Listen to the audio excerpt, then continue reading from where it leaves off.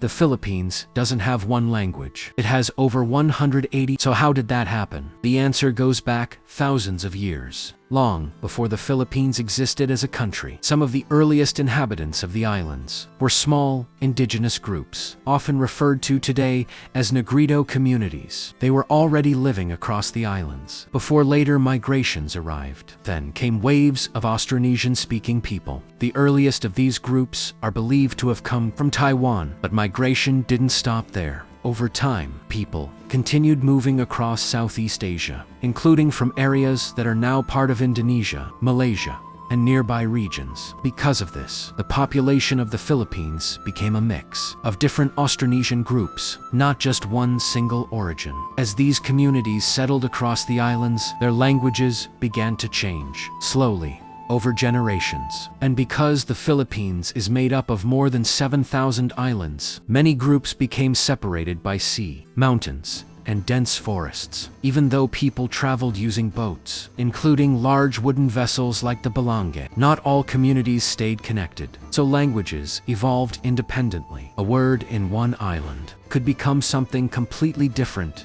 in another. Over time, these differences became so large that they formed entirely new languages, not just dialects. There was also no single kingdom that united the entire archipelago. Instead, there were many independent societies, like Tondo, Cebu, and the Sultanate of Sulu, each with its own identity, culture, and language. Then came outside influences. Through trade, Filipino languages absorbed words from Sanskrit, Arabic, and Chinese. But these influences did not replace local languages. They only added to them. Then came Spanish colonization. Spain ruled the Philippines for over 300 years. But instead of forcing one language, Spanish authorities relied on missionaries who learned local languages to spread religion more effectively. So instead of disappearing, many languages survived. Later, the Americans introduced English and a national education system, and eventually Filipino was developed as a national language. But by then, the diversity was already deeply rooted. Today,